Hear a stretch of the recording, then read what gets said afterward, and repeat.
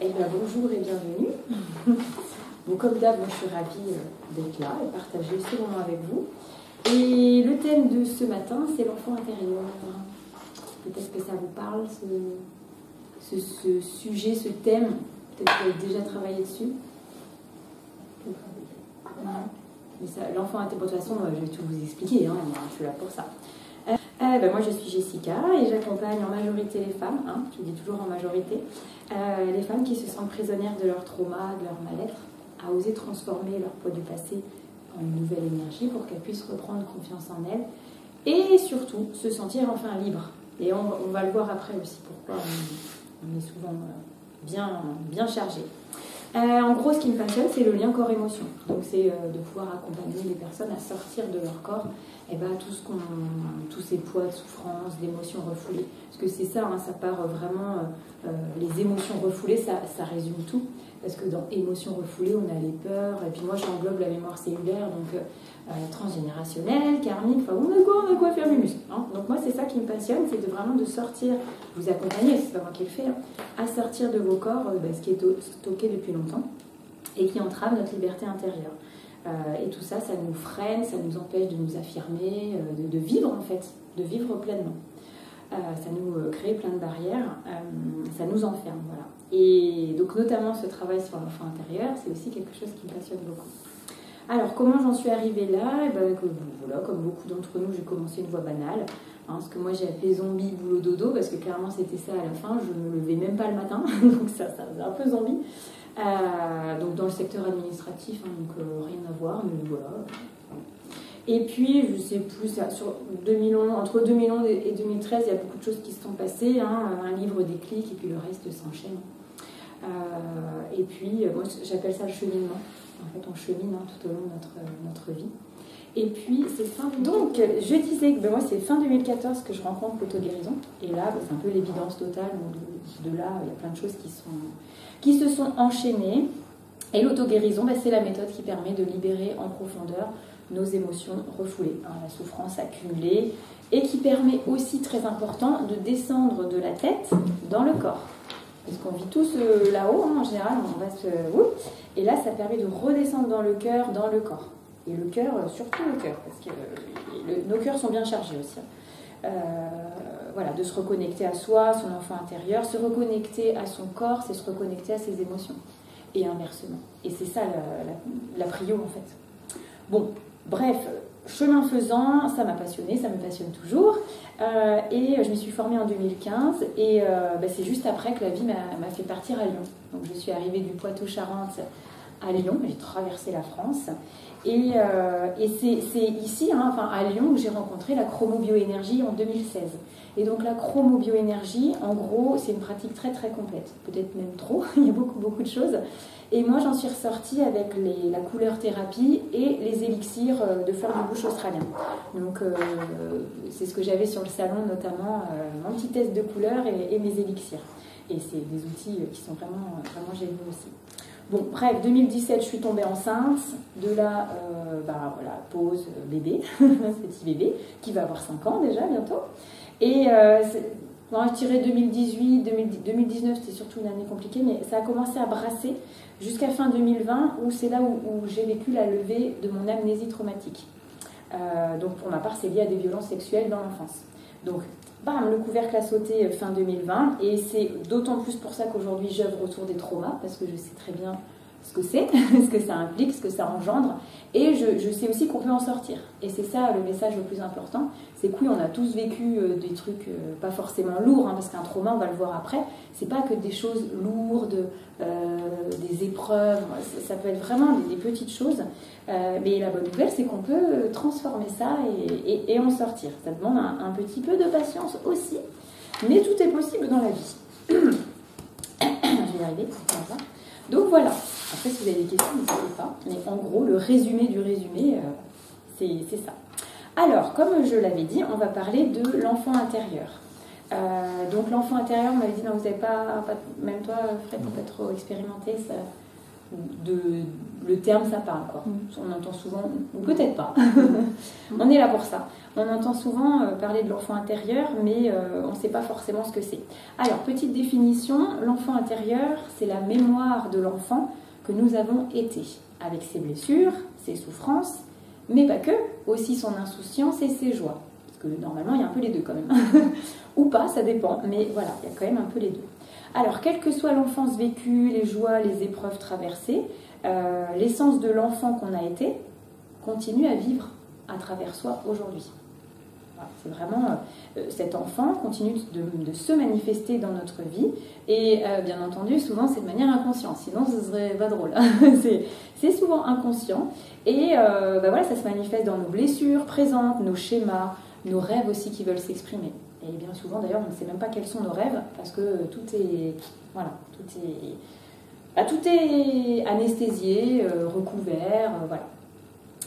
Alors, donc quand on parle d'enfant intérieur, il serait quand même réducteur de croire qu'on n'a qu'un enfant intérieur. L'enfant intérieur, c'est nos parties blessées. Donc on en a plein. On a plein de petits enfants intérieurs blessés qui n'attendent que ça d'être accueillis, en fait. C'est les petits enfants qu'on a été et qui ont vécu des situations traumatiques, des souffrances plus ou moins douloureuses. On le reverra après, c'est pas que encore une fois, c'est pas que des gros traumas. Le mot trauma, souvent, même moi ça peut me le faire, trauma, on va se dire, ah ouais, c'est quelque chose quand même de lourd, de difficile. Mais pas forcément, ça peut être des petites choses qui, d'extérieur, paraissent banales, surtout en tant que parents. Nos enfants, souvent, oh, c'est rien, arrête de pleurer, puis en fait, derrière, bim, ça va créer quelque chose, ça va créer une réponse traumatique. Donc là, forcément, on va parler, nous, plutôt des parties en souffrance, mais on verra aussi qu'il n'y a pas que ça. Ces parties-là, c'est comme si elles sont restées figées dans le temps. Donc quand on a souffert en tant qu'enfant, alors que ce soit grave, moins grave, de toute façon, il n'y a rien à minimiser dans la vie. Tout ce qu'on a vécu de souffrant, que ce soit quelque chose de tout bête ou quelque chose de très très lourd, on ne minimise pas, c'est toujours, c'est réel en fait. Donc ça, c'est important, mais je sais qu'on le fait tous. Oui, moi c'est pas grave, c'est rien, oui, mais moi c'était qu'une fois, parce qu'on l'a déjà dit ça. Oui, mais moi c'était qu'une fois. Bah c'est la fois de trop en fait, il n'y a pas, voilà, il n'y a pas à minimiser. Donc ces parties-là de nous, c'est comme si elles restaient figées, paralysées dans les situations dans lesquelles on a souffert, on a ressenti quelque chose d'énorme. Et c'est comme si, c'est comme si, alors je sais pas pour imager, c'est comme si c'est autour de nous, mais on ne peut pas les récupérer tant que ces parts-là ne sont pas accueillies, entendues, on ne les récupère pas en fait, on ne peut pas les récupérer. Donc c'est pour ça qu'il y a tout un travail qui se fait, alors parfois qui peut peut-être se faire spontanément avec les expériences de la vie, mais sinon on va en reparler après comment ça fonctionne tout ça. Aujourd'hui, on le voit, on a des corps d'adultes, mais souvent on réagit, c'est pas nous, c'est nos parties blessées, nos enfants intérieurs qui réagissent. Et ça a dû vous arriver aussi. C'est-à-dire que parfois on est en réaction totale pour des trucs tout bêtes. On peut avoir plein d'exemples comme ça, on ne fait pas toujours le lien.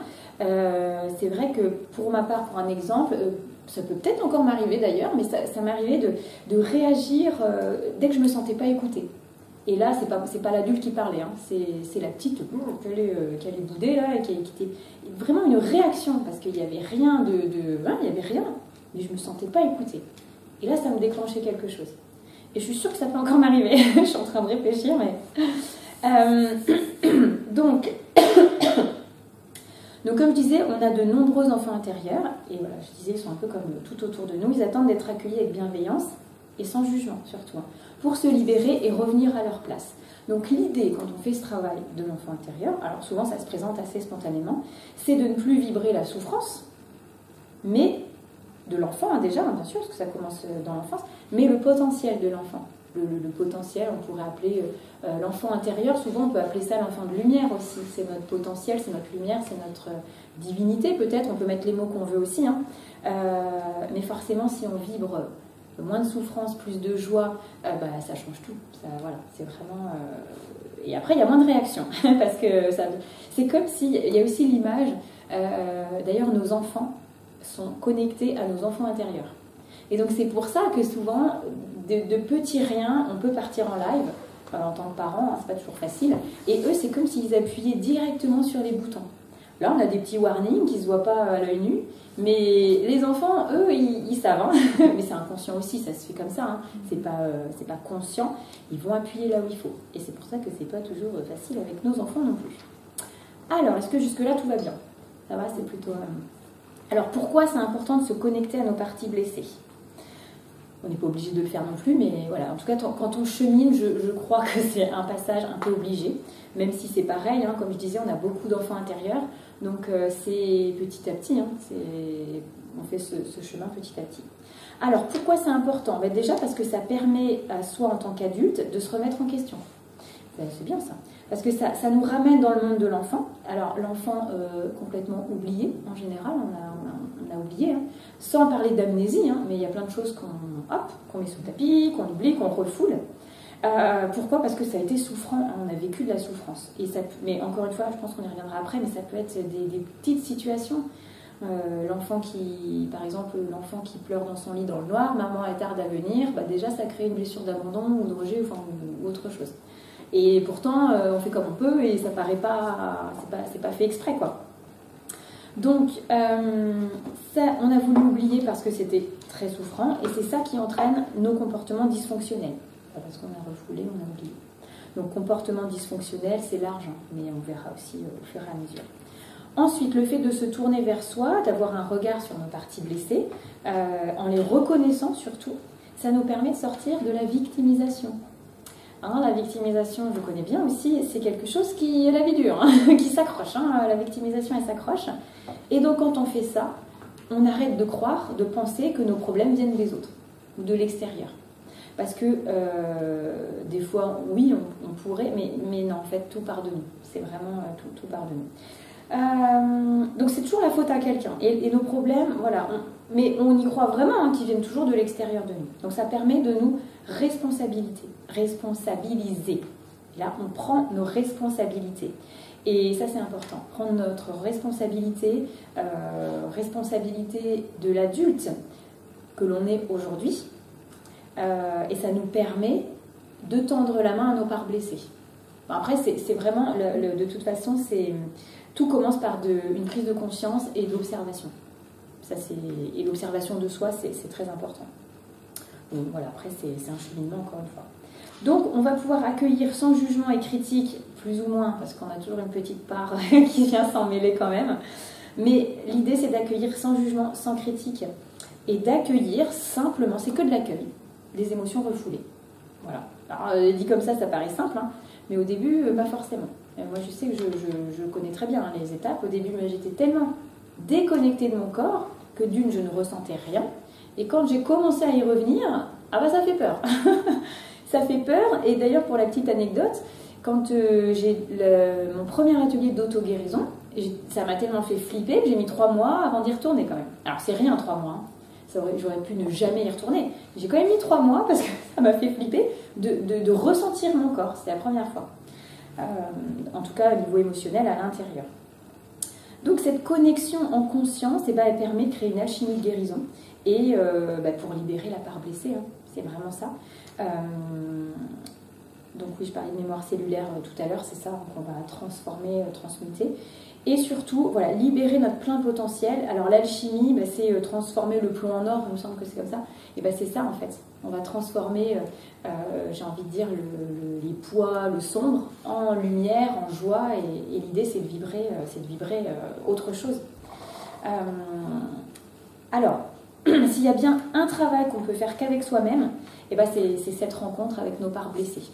C'est-à-dire que se faire accompagner, oui, mais c'est à soi de le faire. Et c'est ça que j'aime et que j'ai beaucoup aimé avec l'auto-guérison, c'est que c'est une méthode qui nous permet de faire notre propre travail de guérison.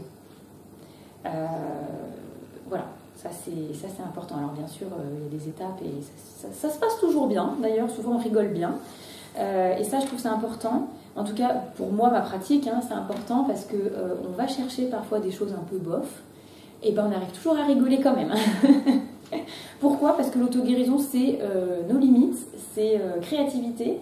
On peut trouver dans notre corps des trucs, et on en rigole parce que parfois, c'est vraiment drôle quand même. Et ça fait du bien, hein, l'idée, c'est de rigoler. Et puis des fois, il y a des petites blagues pourries, donc ça fait aussi. Il y a quand qui rigole des fois, mais c'est pas grave, je suis contente quand même. Donc tout ce qui avait été vécu dans l'enfance, parfois oublié, hein, parce que l'amnésie traumatique, c'est ça. Moi, par exemple, j'ai pas de souvenirs jusqu'à 12-14 ans. Alors après, j'ai des souvenirs, mais c'est induit par les photos, ou c'est des souvenirs pas très... Enfin voilà, pas forcément les plus joyeux non plus. Donc ça, c'est amnésie. Hein. Quand on n'a pas de souvenirs, alors, tout n'est pas lié aux violences sexuelles hein, dans l'amnésie traumatique. Je précise, parce qu'il y a des personnes qui me disent « Oh là là, mais moi, j'ai pas de souvenirs. » Mais non, j'ai un exemple comme ça, une personne qui a été étranglée par sa nounou, enfin menacée en fait par sa nounou, en la prenant à la gorge en disant si tu parles je te tue quoi. Bon bah ça derrière il y a de quoi se bloquer un petit peu la mémoire parce qu'il y a la peur de mourir derrière, c'est traumatique. Donc voilà, ça peut être des choses comme ça. Alors, en soi c'est pas mieux, hein. C'est pas forcément gai non plus, mais voilà. Donc c'est vécu dans l'enfance, donc parfois oublié, et ben c'est ce qui est stocké aujourd'hui dans notre mémoire cellulaire. Donc nos corps, même si... alors si vraiment on devait les porter, je pense qu'on aurait tous des tailles différentes. Hein. On se traînerait le poids comme ça. Voilà, tout est stocké dans notre mémoire cellulaire, donc on a grandi avec. Et aujourd'hui, dans notre corps d'adulte, ça je l'ai déjà dit tout à l'heure, mais on a pu remarquer que dans certaines situations, c'est pas l'adulte qui réagit vraiment. Et là, on est dans des réactions disproportionnées. Parce que c'est l'enfant blessé qui s'exprime, hein, tout simplement. Et ça, c'est ok, hein, de toute façon, il n'y a jamais de mal, il n'y a jamais de bien, il n'y a que ce qui est, et il y a que... Voilà, on fait comme on peut avec ce qu'on a. Il faut toujours pas trop s'en rajouter de couches, parce qu'on fait comme on peut. Donc l'important, c'est d'être de plus en plus en contact avec ces parties-là, et déjà de s'observer. C'est ce que je disais tout à l'heure. S'observer, c'est la base de beaucoup de choses avec soi-même, parce que déjà s'observer, penser, c'est dur, hein, parce qu'on a des pensées hein, tout au long de la journée, pour transformer ça aussi.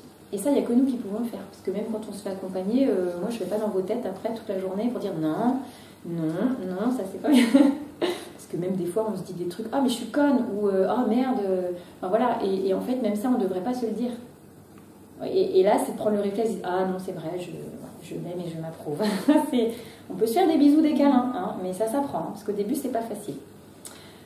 Donc, à accueillir, observer, accueillir, et ça permet aussi d'accepter ce qui est présent. Quoi que ce soit, même quand c'est pas confortable, on accepte ce qui est présent pour ensuite transmuter, libérer la blessure, et comme je disais, après, on va vibrer le potentiel, la joie ou la lumière, comme on veut, et non la blessure. Et les blessures, quand elles sont transmutées, il n'y a plus lieu d'être après. Et c'est comme ça qu'on se transforme. Parce que les blessures, elles ne sont plus activées. Alors, une blessure, on ne s'en libère jamais. Hein, mais en tout cas, c'est moins réactionnel au fur et à mesure. Donc, pourquoi c'est important de faire ce travail, de se prendre en charge?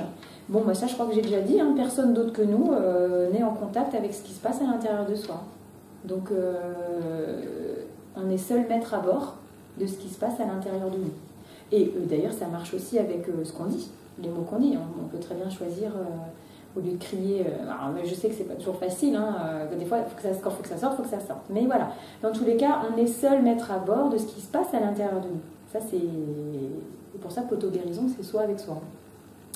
Prendre soin de soi, s'investir, investir en soi, et s'engager dans la relation avec l'enfant que l'on a été. Et encore une fois, il n'y a que nous qui pouvons le faire. Ça, c'est chiant parce que quand on est notamment dans la victimisation, on va chercher à l'extérieur. Donc c'est pour ça que parfois on tombe, alors on se fait un peu tout savoir, hein, on va tomber dans une quête, la quête du il faut que j'aille mieux, quoi. Il faut que je me guérisse, il faut que j'aille bien, parce qu'on aspire tous à ça, à être bien en fait, à être heureuse, voilà. Mais c'est pas quelqu'un qui le fera à notre place.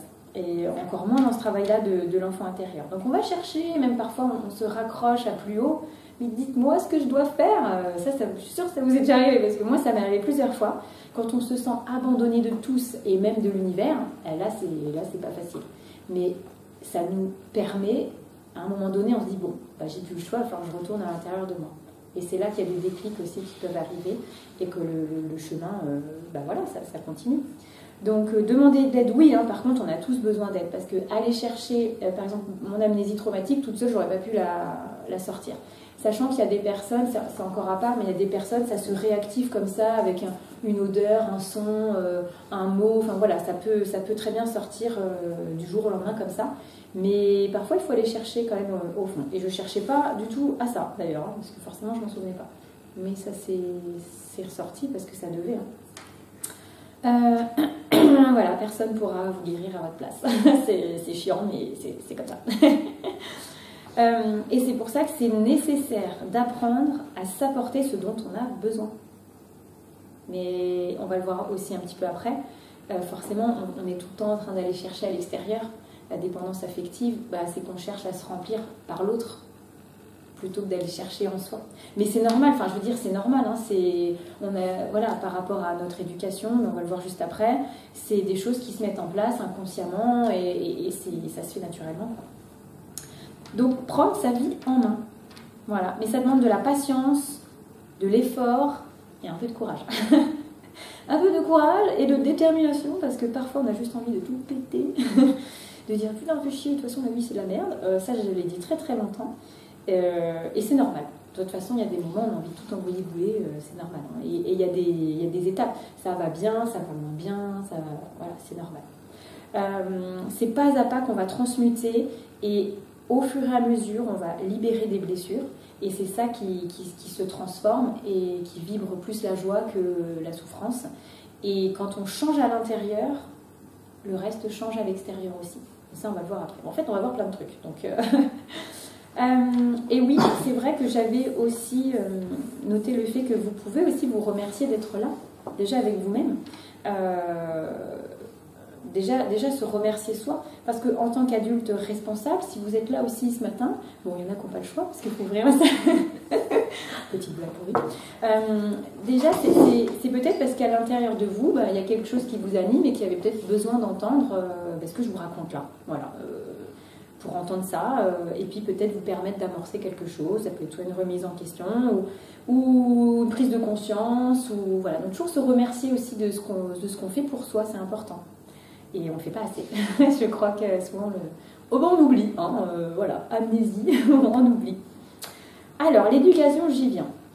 Nos parents, nos chers parents, ils nous ont élevés à leur manière, hein, avec leurs croyances, leur blocage, leur forme éducative. En fait, ils ont fait ce qu'ils ont pu avec ce qu'ils avaient, ou même ce qu'ils n'avaient pas, j'ai envie de dire, parce que c'est souvent ça.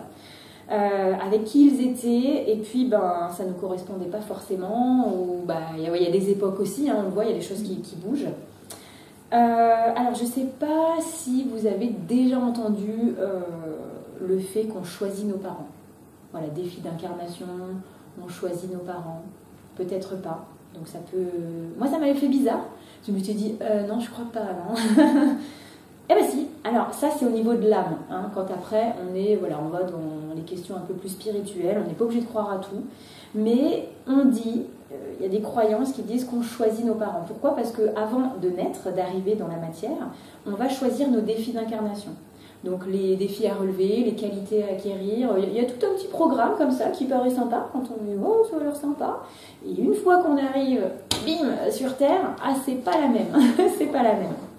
Alors, bon, ça parle ou ça parle pas, hein. Je vois, c'est un petit peu bizarre comme plan, ça c'est des... Voilà, c'est un peu plus perché on va dire. On y croit, on n'y croit pas, là c'est pas important, ça va pas nous... Après, on va passer à autre chose.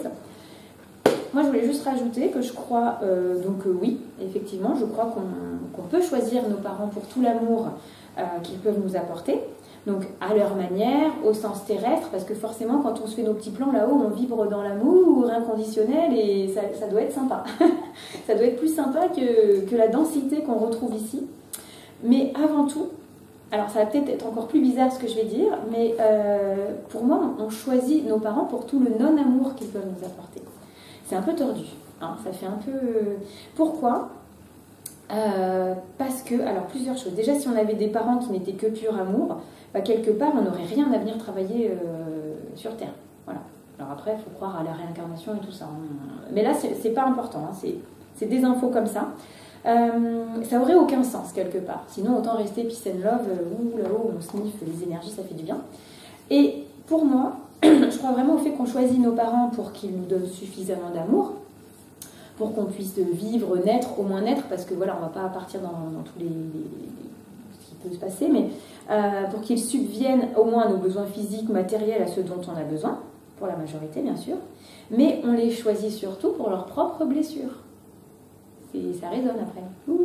Ça résonne et on les choisit pour ce qu'ils ne pourront pas nous offrir tout simplement parce qu'eux-mêmes ne l'ont pas reçu. Et c'est pour ça qu'on parle de schéma répétitif aussi. Parce qu'on va reproduire et ce qu'on n'a pas reçu, on ne peut pas le donner. Donc quelque part, ça paraît un peu tordu, mais buguez pas vos cerveaux pour ces infos-là. On choisit nos parents justement pour ce qu'ils vont pouvoir nous apporter en termes de travail, quoi. Enfin, voilà. Parce que ça nous oblige après à les puiser dans nos propres ressources, à l'intérieur de soi. Eux, ils n'ont pas les ressources pour nous aider. Alors bien entendu, on ne va pas partir dans les cas précis parce qu'il y a des parents très bienveillants, très aimants, et heureusement, mais il y a aussi toute une réalité de difficultés. Et pour moi, ce travail à la relation aux parents, c'est un des premiers travaux à explorer. En tout cas, c'est important. Parce que, alors, après, quand on pense à nos parents, voir déjà ce que ça fait. Est-ce que, est-ce qu'il y a des ressentiments? Enfin, voilà. Et parfois, on croit que ça va, parce que ça, je le vois souvent. On croit que ça va, et quand on va chercher, il y a quand même des petites choses. C'est pas fluide. Bon, voilà, c'est pas grave après. C'est pas grave. Ça veut pas dire qu'on a des relations conflictuelles. Bon, voilà. Ça, c'était le côté un peu bizarre. Je sais pas si ça va vous parler, mais pour moi c'est important de se dire que oui, on choisit nos parents, mais attention, on ne culpabilise pas, parce qu'il y a beaucoup de culpabilité dans la spiritualité. Après, quand on peut vraiment se dire ah bah super, c'est ma faute, enfin voilà, on peut vraiment tomber dans des pièges comme ça. Mais non, en fait c'est comme ça, on est là pour travailler, sinon on ne serait pas là, on le voit bien aujourd'hui. D'ailleurs aujourd'hui, je passe à la suite. Aujourd'hui, en tant qu'adulte, on ne peut plus attendre de nos parents. J'en connais que ça dépend, mais bon, peu importe. C'est vrai qu'on ne peut plus attendre d'eux. Pourquoi? Parce qu'on ne peut compter que sur soi-même. Pour être, moi j'emploie souvent ce terme d'être nos propres parents bienveillants. Aujourd'hui, c'est à nous d'être nos propres parents bienveillants avec nos parties blessées. C'est nous en fait. Donc d'être en présence et dans l'écoute, dans la bienveillance et la conscience. Et encore une fois, la seule personne sur laquelle on peut compter, c'est soi-même, en tant que parent bienveillant. Et ça, c'est pareil, c'est un cheminement, de s'apporter ce qu'on n'a pas reçu quelque part. Mais on ne peut pas tant qu'on n'a pas accueilli les parents. Enfin, je pensais à un truc là, je ne l'ai pas noté, mais c'est pas grave. Souvent, quand on entend parler de l'enfant intérieur, on va dire il faut aller retrouver l'insouciance de son enfant intérieur, il faut s'amuser, être dans la joie. Oui, mais alors quand à l'intérieur c'est vide, c'est mort et c'est souffrant, on peut pas recontacter ça spontanément.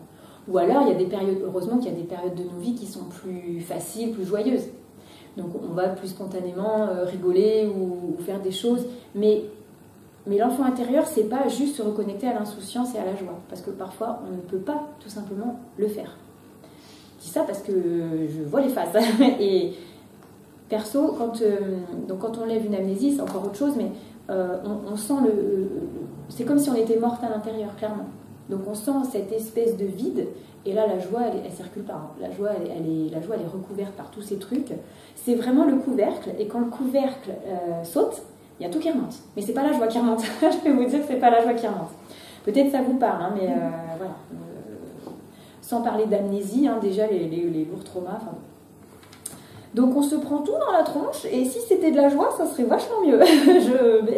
Mais la joie arrive après, quand on dégage petit à petit ces poids de souffrance, quand on reconnecte à nos parts blessées, derrière, il y a autre chose qui vibre, vraiment. Sinon, je ne serais pas là aujourd'hui, je peux vous le dire. Donc, dès le moment où on se choisit soi, on prend le temps de s'écouter, ça nous permet de rentrer plus facilement aussi en contact avec ces parties blessées. Et quand on guérit nos parts blessées d'enfant, c'est l'adulte qui guérit. Voilà. Et d'ailleurs, on peut retrouver de plus en plus d'insouciance en tant qu'adulte, parce qu'à l'intérieur, ça souffre moins. Et on a plein des parts blessées, mais c'est possible. D'ailleurs, on est créateur de nos vies. Ça peut-être, ça vous parle, on est créateur de nos vies. Déjà, les pensées sont créatrices et tout ça. Et malheureusement, on peut voir dans le monde encore aujourd'hui des choses terribles, hein. Des choses violentes, des pénuries d'essence aussi. Tout le monde se rue sur les... voilà. Des conflits, des méchancetés, on en voit de la souffrance, hein, on en voit, hein, même envers les animaux, enfin, il y a beaucoup de cruauté, il y a beaucoup de choses pas cool. Ça, si c'est à l'extérieur de nous, quelque part, c'est parce qu'on le porte nous-mêmes. La violence qu'on a à l'intérieur, elle se manifeste à l'extérieur. Alors c'est peut-être un peu subtil à emmener, mais c'est inconscient, c'est inconscient. Et ça va peut-être vous parler, mais on est les premiers, les premières à ne pas s'écouter, à ne pas se respecter, à s'en rajouter des petites couches, même parfois on se ment à soi-même, on se renie, et ça commence déjà avec soi. Voilà, le fait de ne pas s'aimer tel que l'on est, de ne pas s'accepter, bah ça déjà, voilà, ça crée des situations à l'extérieur, on va retrouver ça à l'extérieur. Bien entendu, c'est inconscient, et tant qu'on reste inconscient, inconsciente, de comment on fonctionne avec nous-mêmes, eh bien, on fonctionne comme ça avec les autres. Ça, c'est tordu, mais c'est comme ça que ça marche. C'est-à-dire que, par exemple, si on est, je sais pas, je cherche un exemple dans le manque d'amour, ça concerne tout le monde. Hein. Le manque d'amour, déjà de soi, voilà, ça concerne tout le monde. Pour moi, c'est un grand défi de la vie. On va le chercher à l'extérieur. Donc on va créer des dépendances affectives, et les dépendances affectives vont créer certaines relations dysfonctionnelles, conflictuelles parfois, enfin ouais, et voilà. Et donc, si on prend en compte déjà nos propres blessures, nos propres souffrances, et qu'on les transforme nous, ça transforme l'extérieur. Notre extérieur change quand on change à l'intérieur. Alors ça, moi quand j'ai compris, j'ai fait « wow, super !» Oui, responsabilité, c'est à nous de prendre nos... c'est à nous, hein, allez, on y va, falloir aller... Bon, peut-être que je dirais après aussi, mais juste pour rassurer, d'une part, c'est pas forcément un travail difficile, le travail de l'enfant intérieur. On n'est pas que sur des choses lourdes, difficiles. Moi, ça m'arrive parfois des séances où c'est très joyeux, parce que c'est l'enfant joyeux qui se présente pour que l'adulte puisse récupérer quelque part cette part de joie. Donc c'est pas que des trucs doux, durs, il y en a quand même, hein. Mais c'est pas que ça. Et ce que j'ai observé aussi, alors ça au début j'étais étonnée moi-même, c'est que parfois c'est l'adulte en séance qui a besoin de l'enfant intérieur. Alors ça m'est arrivé plusieurs fois, au début je comprenais pas trop parce que normalement c'est l'enfant, en tant qu'adulte on va écouter, accueillir le petit enfant intérieur, et parfois c'est l'inverse. Enfin, ça m'est arrivé moi en séance, parce que c'est l'adulte à aujourd'hui qui a besoin de ce que portait l'enfant, enfin bref. Et là, on n'est pas dans des couches de souffrance pour l'enfant. Bon, c'est encore un peu tordu, mais tout ça pour dire que tout est possible dans la vie. ça, c'est clair. Donc, ces dysfonctionnements, on les voit au niveau mondial. D'où l'importance de mettre plus de conscience sur soi et surtout de s'écouter soi. Voilà, ça pour moi, c'est un petit peu la base en fait. Parce que notre souffrance intérieure se manifeste à l'extérieur de nous-mêmes. J'ai déjà dit, nos relations, nos pensées aussi. Ce qui est là à l'intérieur, qui n'est pas très cool, voilà, se rabaisser, se dévaloriser, ça c'est avec soi-même déjà. Et après, on peut dévaloriser les autres. Bon, après, on ne rentrera pas dans les détails parce que l'humain est quand même assez tordu, il faut quand même l'avouer. Donc après, ça engendre plein de choses. Hein. C'est vraiment très, très, très, très large. Donc tout le monde est gagnant à se respecter plus. Et pour changer l'humanité, en fait, ça commence par chaque personne à l'intérieur de soi. Souvent, on va militer, on va vouloir changer les choses de l'extérieur. Alors, je pense que c'est nécessaire aussi dans certains cas, mais si on prend conscience que c'est d'abord en faisant notre propre travail que le monde change, eh ben, ça irait beaucoup mieux sur plein de choses. Après, on peut pas, c'est pas de baguette magique non plus, on peut pas. C'est processus. Notre extérieur reflète ce qui se passe à l'intérieur. Bon, ça j'ai déjà dit, mais plus on le répète, plus ça s'intègre. Et donc c'est pour ça que c'est important de se transformer. Ça va changer nos relations et nos situations de vie. Vous l'avez peut-être déjà remarqué, hein, c'est pas les autres qui changent. Et parfois on fait ce travail sur nous comme ça, puis après il y a des relations soit qui s'arrêtent, soit qui s'arrangent, mais c'est pas l'autre en fait. C'est soi, avec soi, on a fait ce qu'il faut, et les choses changent à l'extérieur. Ça change dans nos situations de vie aussi, parce qu'on a moins peur. On a moins peur de faire des choses, donc on va faire plus de choses, on s'ouvre plus, et de plus en plus on vit, en fait, au lieu de survivre, on commence à vivre. Parce que la survie, c'est chiant, mais parfois on ne peut pas faire autrement, parce qu'on a nos couches là qui nous... ça arrive, moi, des personnes qui me disent mais moi je ne sors pas de chez moi, parce qu'il y a des choses qui retiennent, mais qui sont conscientes que c'est dommage, parce qu'elles loupent plein de choses. Mais ces choses-là, ça peut se régler, ou ça peut s'harmoniser, s'équilibrer. La bonne nouvelle, c'est ça, c'est que les choses peuvent changer. Oui, alors je tiens à préciser aussi quelque chose, c'est que c'est pas de l'égoïsme de s'occuper de soi. Parce que ça, on a été un peu éduqués à ça, surtout les femmes. Alors les femmes, on emporte des choses, les femmes, c'est le don de soi.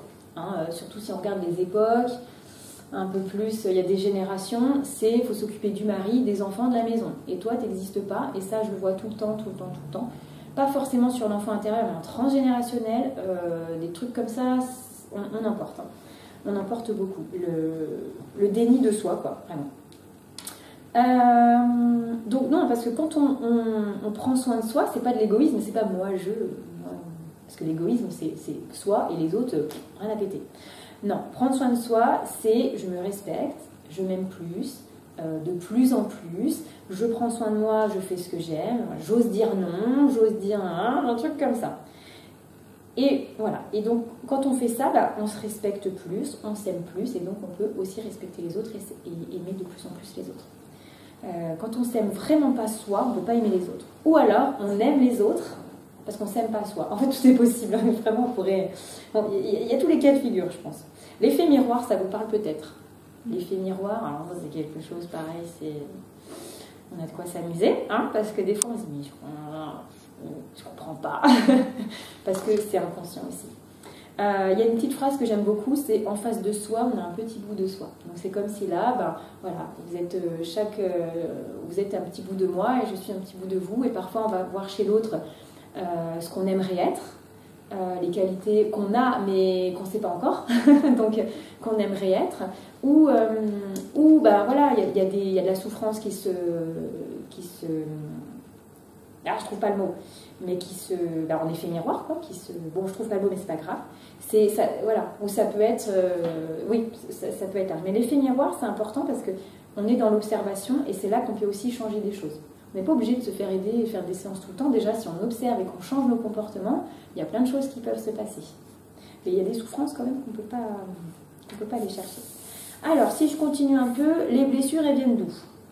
Et c'est là qu'on va voir que c'est pas forcément des gros traumas, des grosses épreuves, des grosses situations. Parce que nos blessures, elles viennent de tout un tas de situations, de comportements, de l'éducation, de l'école par exemple. À l'école, il y a beaucoup de souffrances liées à l'école. L'humiliation, le rejet, le fait d'être dans des cases, ça c'est terrible ça. Parce que quand on n'est pas dans une case, on ne se sent pas normal, enfin, beaucoup de choses en découlent. Donc des événements. Et d'ailleurs, en tant que parent, peut-être si vous avez des enfants, vous vous êtes rendu compte vous-même que ce n'est pas toujours facile d'être parent. C'est pas toujours facile. Parce que d'une, on veut toujours le meilleur pour nos enfants. Enfin, en tout cas, quand on est plutôt équilibré, j'ai envie de dire. Parce que malheureusement, parfois non. Mais bon, on veut le meilleur, on veut qu'il soit heureux. On a en général de bonnes intentions. Mais alors, d'une part, nos bonnes intentions ne sont pas forcément les bonnes pour l'enfant. Parce que l'enfant, il est un être à part entière. Et parfois, il y a un petit peu de contrôle derrière, même si c'est inconscient. Voilà. Donc, soit on va éduquer notre enfant de la façon dont on a été éduqué, on répète des schémas. Ça vous l'a peut-être déjà fait, ça de vous dire, non mais là, c'est pas moi qui parle, quoi. Parce que moi, ça m'est arrivé, hein, peut-être encore aujourd'hui, hein, dans des situations, et là, je me dis, non mais c'est pas moi, là, c'est pas moi. Et de répéter un schéma ne serait-ce qu'en parole, hein, et là, de dire, non, et pour autant, c'est dur de ne pas le faire. C'est chiant. Mais pareil, ça se transforme. Donc, on va éduquer, voilà, on va répéter des schémas, les schémas de pensée aussi qu'on nous a transmis. On va répéter ces schémas et on le transmet à nos enfants. Alors, dans tous les cas, aussi pareil, on s'en rajoute pas trop de couches, parce que nos enfants, ils nous ont choisis aussi. Si on reste sur cette ligne, cette lancée-là, on choisit nos parents, nos enfants nous choisissent pour ce qu'ils ont à vivre eux aussi. Donc on transmet un peu nos dysfonctionnements, ça c'est sûr, on s'en rend pas toujours compte, mais et ça pique un peu parce que moi ça m'est arrivé sur certaines choses, où quand j'ai pris conscience que je reproduisais la même chose, ça m'a fait mal, ça m'a fait mal, mais de le voir, c'est ce qui permet de transformer. C'est parce que des fois, c'est très très inconscient, hein. Attention. Aussi, peut-être vous avez remarqué, souvent on se dit je veux pas être comme ma mère, je veux pas être comme mon père, je veux pas reproduire. Voilà, on le sait, consciemment on le sait. Mais on se rend compte à un moment donné qu'on fait exactement pareil quand même. Ça c'est pareil. On fait, mais différemment. On peut faire différemment. C'est ça qui est subtil, c'est que parfois on reproduit un schéma, mais différemment. Donc c'est en moins pire, souvent je dis c'est en moins pire, et c'est peut-être pas sur la même chose, je sais pas, hein, j'ai pas d'exemple là, mais on fait quand même la même chose. En tout cas, moi, ça m'est arrivé. Si on n'a pas eu de câlin, on ne pourra pas donner de câlin. Si on n'a pas eu d'amour, on aura du mal à donner de l'amour. Ou alors, on va utiliser, entre guillemets, utiliser notre enfant pour se remplir de tout l'amour qu'on n'a pas eu. Moi, je l'ai fait, mais avec mon chien. Donc, c'est un peu différent. D'ailleurs, je préfère avoir fait ça il y a 14 ans avec mon chien, où on est tellement en manque d'amour, c'est inconscient. Et c'est pour ça qu'il y a des femmes qui existent au travers de leurs enfants, donc qui n'existent pas pour elles, parce qu'elles vont se recharger quelque part. C'est inconscient, c'est des automatismes. Alors, ou ce que je n'ai pas eu, je vais le donner à mon enfant. En fait, c'est soit les extrêmes. Parfois, à nos enfants, on en fait trop, ou en fait, on veut vraiment qu'ils ne vivent pas ce qu'on a vécu, ou aussi, les parents poussent leurs enfants à faire ce que eux, leurs rêves en fait, les rêves qu'ils n'ont pas pu, faire quoi. Bon, alors soit je suis pas en mesure de donner ce que j'ai pas eu, soit je vais vouloir à tout prix lui donner. Et c'est pas toujours juste en fait, c'est ça. Est-ce que c'est juste pour l'enfant? Pas toujours. Parce que l'enfant c'est quelqu'un, voilà, c'est un être à part entière. Comme on dit, nos enfants ne nous appartiennent pas. Ce sont des êtres à part entière. Nous on est juste, enfin surtout les femmes, on est juste la voie de passage. Sacrée voie de passage d'ailleurs, hein, voilà, on s'en souvient. Voilà, en tout cas, ça peut créer un vide, un manque à combler au travers de nos enfants. Et ça, on le voit beaucoup. Alors, c'est pas grave non plus, hein, mais j'avais une relation très fusionnelle avec mon fils. Et voilà, on a pu quand même couper un peu de lien aussi. Bon, j'espère que jusque-là, je ne vous perds pas. Ça fait quand même pas mal de choses. Les blessures de l'enfance, il y en a 5 qui sont très connues. Hein. Il y a l'abandon, le rejet, l'injustice, trahison, humiliation, mais il y a aussi la dévalorisation, il y en a d'autres. Hein, voilà. Dévalorisation, c'est quelque chose qui est la vie dure aussi. Donc, comment on s'arrange pour engrammer, pour stocker ces blessures en nous? Ça, c'est important, parce que ça, c'est important de le comprendre. C'est que quand un bébé naît, le cortex préfrontal n'est pas fini, enfin n'est pas formé, voilà. Formé. Le cortex, alors il se situe au niveau du front, il n'est pas formé. Le cortex préfrontal, c'est ce qui nous permet de relativiser une situation, de rationaliser, mentaliser si on veut. Donc quand on est, on n'a pas ça. Donc ce qui se passe, c'est qu'on est dans le ressenti. On n'est que dans le ressenti. On ne peut pas relativiser une situation. Hein, si on nous laisse pleurer parce que, je ne sais pas, un exemple bête, si on est 2 à la maison, donc l'aîné pleure dans sa chambre, mais maman elle est avec bébé en train de changer la couche, elle ne peut pas venir tout de suite, et voilà. Mais l'enfant il va être dans la perception, le ressenti. Et lui ça va être, mais maman elle vient pas. Et ça c'est souffrant. Alors que rationnellement, la situation est tout à fait normale. Enfin, voilà, on ne peut pas se dédoubler. D'ailleurs si vous savez faire, je veux bien qu'on en parle après, parce que moi je n'ai pas réussi encore. Donc voilà. Donc l'enfant vit une situation en fonction de ce qu'il va percevoir. Ça, c'est important de le comprendre, même pour nos propres enfants. Nos enfants, on ne pourra pas, de toute façon, ils vont vivre des choses quand même. Hein, ils sont là pour ça. Mais il y a des choses qu'on peut modifier pour pas trop leur en rajouter aussi. Donc il ne peut pas relativiser, et c'est vraiment qu'une histoire de ressenti. Et souvent, ça n'a rien à voir avec la réalité. Et c'est pour ça qu'on commence à accumuler des choses. Mais alors, on accumule des choses avant de naître, quand on est dans le ventre de notre mère. Les mémoires, comment on appelle ça? Les mémoires de naissance, mais même quand on est dans le ventre de notre mère, déjà on commence à emmagasiner. Pourquoi? Parce qu'on ressent tout. Donc si on est un bébé garçon, alors que papa ou maman voulait une fille, ah ben ça déjà, blessure de rejet. On peut déjà naître coupable d'être une fille ou d'être un garçon parce que papa ou maman voulait. Voilà. Ça, c'est une première blessure. Hein. Sachant que pour moi, la naissance, c'est le premier trauma de la vie. Hein. Parce vraiment, il y a cette voie de passage et on se jette dans le noir. C'est un peu la même chose. C'est comme s'il y a la lumière au bout du tunnel et pour arriver dans un monde un petit peu lourd. Un petit peu lourd quand même. Donc ça, c'est important de le comprendre. Ça, j'ai déjà dit. un tas de peurs hein, peuvent être générées avec des situations qui paraissent bêtes, vraiment, banales, vu de l'adulte. Hein, mais au vu de l'enfant, c'est tout un monde. C'est vraiment tout un monde.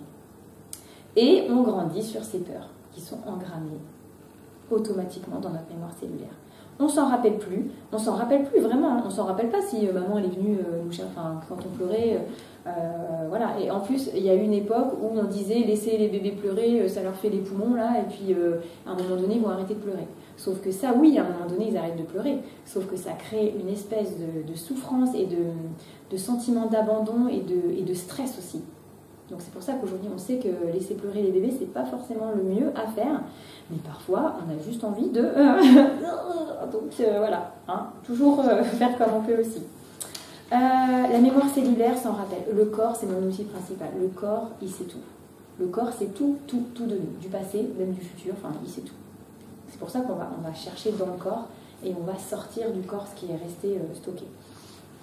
Donc il y a aussi peut-être ça vous fait, des fois vous ne comprenez pas en fait pourquoi vous avez peur de ça, pourquoi vous avez des angoisses, pourquoi vous n'arrivez pas à ça, pourquoi là vous réagissez comme ça. Des fois on ne sait pas en fait. Et des fois c'est chiant, on se dit mais là il n'y a aucune raison que je n'y arrive pas ou que là. Et bien parce qu'à l'intérieur il y a quelque chose qui fait que. Tout se passe à l'intérieur. Et d'ailleurs en général on est soumis à nos peurs.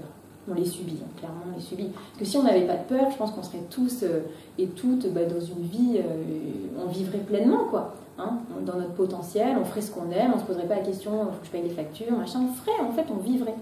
Et ben là, il y a des choses qui nous empêchent de le faire. Hein. Ça ne veut pas dire qu'on ne le fera pas, parce que plus on va dégager les peurs, et plus on va pouvoir changer. On est un peu en mode automatique, hein, c'est nos blocages qui fonctionne, quoi, mode automatique. Et voilà, tous ces dysfonctionnements, ça va aussi dysfonctionner dans nos relations avec les autres. Et c'est pour ça hein, que, ça je le disais tout à l'heure, c'est d'abord par soi pour que ça change à l'extérieur. Donc, exemple qui peut-être va parler à beaucoup, parce qu'on a, pour pas tout le monde bien sûr, mais on a pu être dévalorisé dans notre enfance. Petit, ado aussi. Hein, voilà, tu n'y arriveras pas, t'es nul, c'est pas possible. Voilà. On nous a dit des petites choses sympas comme ça. Et comme on n'a pas de cortex préfrontal de formé, et ben nous on y croit à 100%, voire plus, hein, on y croit vraiment à 300%. On vit dans ces croyances, c'est bien des croyances, on vit dans quelque part des mensonges parce que c'est pas vrai en fait. C'est pas vrai, mais nous on y croit parce qu'on nous l'a toujours dit. Donc, qu'est-ce qui se passe à l'âge adulte? Eh ben, on prend le relais. On prend le relais et on continue de se dévaloriser. Comme on est censé être nos propres parents bienveillants, nous on reproduit en fait aussi ce qu'on a vécu et on continue de se dévaloriser. Je suis pas capable, je suis ci, je suis ça, auto-sabotage, autodestruction, comparaison avec les autres, on se dénigre, enfin bon, les joyeusetés de la vie, quoi, on se dénigre, blessure de dévalorisation, hein, clairement. Et en plus, on y croit vraiment qu'on est nul. On y croit qu'on est nul et qu'on n'y arrivera pas. Parce que c'est nos croyances et nos programmes. Mais ça se déprogramme tout ça.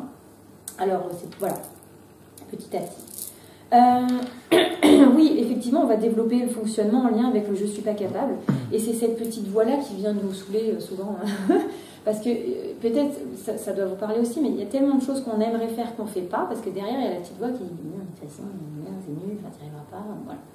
La petite voix, moi j'aime bien faire ça parce que c'est exactement ça, c'est très là-haut. Et c'est pour ça que l'idée c'est d'apprendre à redescendre dans le corps, parce que le corps il dit quoi? Il dit quoi en fait? Parce qu'il y a des choses où on peut croire que c'est bon pour nous, mais le corps il va dire non, en fait, non, ça c'est pas terrible. Revenir. Mais je sais comme c'est difficile de revenir dans le corps quand le corps est souffrant. Parce qu'on n'a pas envie d'y revenir. On n'a pas envie. On n'a pas envie parce que c'est trop difficile avec nos enfants. Et parfois c'est bête de dire ça, mais moi je dis mais si tu le fais pas pour toi, fais-le pour ton enfant. Parce que c'est ça après, notamment les violences, hein, pour pas que l'enfant il prenne trop, hein, nettoie déjà, nettoie pour toi. Comme ça tu répéteras pas derrière. Parce que si j'en reviens aux violences sexuelles, on est peut-être tous concernés dans nos familles, peut-être pas soi, mais si on l'a pas vécu soi et que notre grand-mère l'a vécu, on le porte aussi. Donc c'est pour ça que c'est important de... Ça arrive, des fois on va libérer des mémoires liées à l'inceste, et en fait, moi je ne l'ai pas vécu. Sauf si on ne s'en rappelle pas, bien sûr, mais si on a des souvenirs d'enfance et qu'il n'y a rien de traumatique, et ben c'est qu'on le porte en fait. Hein.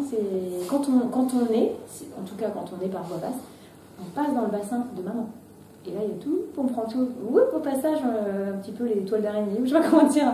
En tout cas, on va prendre ce qu'on doit prendre, quoi, et on répète. Donc, mais c'est pas grave, encore une fois, parce que c'est vrai que quand je dis tout ça, ça paraît un peu lourd, ouais, super la vie, trop bien, mais en fait, c'est juste bon à savoir, parce que ça peut se transformer.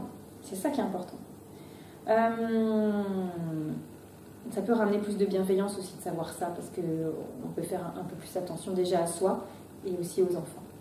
Donc c'est tout ça, tout ce qu'on a accumulé, stocké, refoulé, qui fait qu'aujourd'hui on ne peut pas être dans notre plein potentiel de joie, de lumière. On ne peut pas en fait, hein, parce que c'est lourd à porter et ça nous empêche d'avancer dans la direction qu'on veut, ça nous empêche d'aimer aussi ou de s'aimer, parce que quand on a des gros vides à l'intérieur, ben, c'est plus difficile.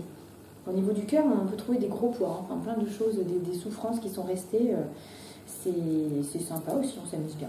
On a de quoi s'amuser, hein, ça c'est tout au long de notre vie. Le travail n'est jamais terminé quelque part. Il n'est jamais terminé, mais ce qui est important, l'autre jour on m'a dit, en message j'ai reçu, mais regarde derrière. Parce que oui, en ce moment c'est pas facile, il y a des trucs qui bloquent. Et regarde derrière toi, le chemin parcouru. C'est quand même important de regarder. Moi je peux vous dire que je suis restée, quand mon fils est né, je me suis planquée derrière lui, je suis restée à la maison, je ne sortais pas. Hein. Et je comprenais pas, j'osais même plus me mettre en jupe, le regard de l'autre, la peur des hommes, il y a plein de choses qui commençaient à remonter. Et donc je suis restée planquée à la maison et je ne sortais, quand je dis je ne sortais pas, je faisais des petites sorties, mais rencontrer les gens, faire des choses comme aujourd'hui, c'était même pas en rêve, parce que je ne pouvais pas, c'était trop... je ne pouvais pas. Et c'était pas facile tous les jours, parce que voilà, il y a plein de choses qui bouillonnaient à l'intérieur. Et pour autant, ça faisait quand même 10 ans que j'avais évacué des choses. Hein. Donc le travail n'est jamais fini. Mais la bonne nouvelle, c'est qu'après, il y a des choses qui souffrent quand même. Heureusement, on est là pour ça. On a aussi souvent entendu des tais-toi. Moi, j'ai beaucoup entendu ça. Tais-toi, sois gentil, fais pas de bruit, mignon, dis pas ça. Alors je le dis en plus un petit peu mignon, dis pas ça, parce que c'est un peu ça, quoi. Nous, aujourd'hui, ça nous saoule, quoi. Sois gentil, ou alors de dire dis merci, finis ton assiette. Alors ça, c'est terrible, finis ton assiette, ça crée des... Bref, fais pas de bruit, sois sage. Le sois sage aussi. Sois sage. Il faut être poli, il faut être gentil, nana. Bon, bah ça, déjà c'est pareil. Hein. Ça nous crée des petits blocages, même des gros blocages, parce que l'enfant, quand on est enfant, bah, on obéit à nos parents. Surtout qu'à une certaine époque, on n'avait pas trop le choix. Moi, bah, il est mieux que j'obéisse, sinon on courait derrière. Et voilà. Donc ça va briser l'enfant dans sa spontanéité, dans son authenticité, ça le brise assez tôt. Sachant que je ne parle même pas de l'école, parce que l'école, c'est ça. Si tu n'es pas capable de rester assis toute la journée sur ta chaise, tu as un problème. Et sois sage, tais-toi, enfin voilà.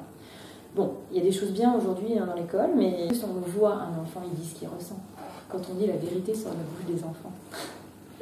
Et des fois, c'est l'autre jour, Corentin, il me sort « Ah, mais ils sont tous noirs là-bas. » Oui, bon, alors c'est normal. C'est parce qu'il y avait un groupe de personnes noires, quoi. Enfin, voilà, ok, c'est bien, ils font leur pique-nique. Et il me dit « Oh, t'as vu, ils sont tous... Non, ils sont tous de la même couleur, je crois. » Je sais plus comment il m'a dit. Alors, il y a toi, t'es là, tu fais « Eh bien, oui, ok. » Et puis, parfois, ça peut peut-être déjà arrivé « Oh, la dame, elle est grosse. » Alors, c'est pas... Mais les enfants, ben voilà. Ou « Oh, pourquoi la dame, elle a ça. » Ou... Eh ben, eux ils disent, et c'est nous on est gênés, mais en fait les enfants ils n'ont pas de filtre quoi, enfin, en tout cas au début. Parce que dès 4-5 ans, et quand le mental commence aussi à prendre sa place, après. Mais donc nous on les rattrape, ou souvent des chut, fais pas de bruit, et même les bébés, un bébé qui pleure.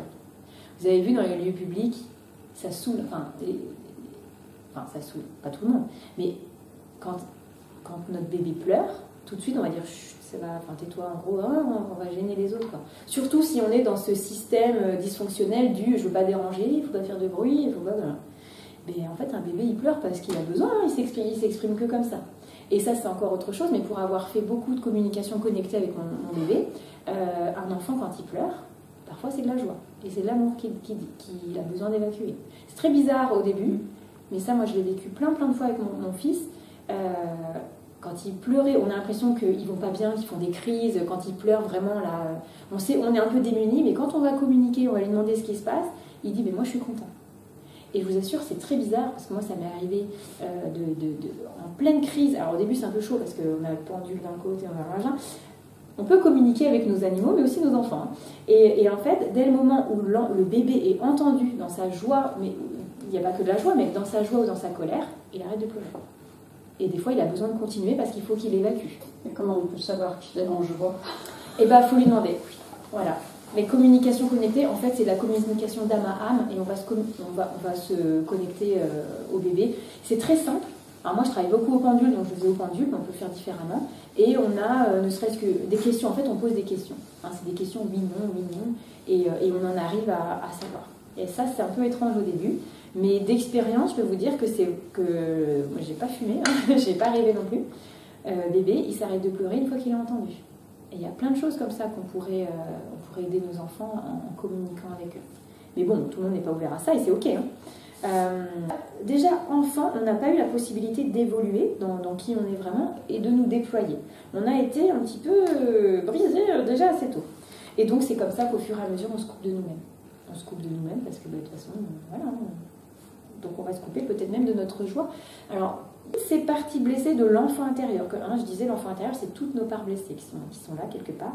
Et ben, il nous faut, en tant qu'adulte, prendre conscience de ces états intérieurs pour pouvoir aller au-devant de ces parts-là, de les accueillir. Et c'est là qu'après, on opère le changement intérieur grâce à l'écoute. C'est important, ça, dans ce travail de l'enfant intérieur, c'est l'écoute, la bienveillance, l'accueil et surtout son jugement. C'est permettre... en fait, c'est simple. On permet à ces parts blessées de s'exprimer. Et c'est un petit peu, ça peut même rejoindre ce que je disais avant en communication connectée. On permet à l'enfant, le bébé, il peut s'exprimer qu'en pleurant. Et même un nouveau-né, il ne peut pas rigoler. C'est au bout de quelques mois qu'un enfant commence à rigoler. Donc, quand il pleure, c'est pas forcément qu'il va pas bien. Et ça, je sais que souvent on ne croit pas, mais je peux vous assurer que c'est vrai.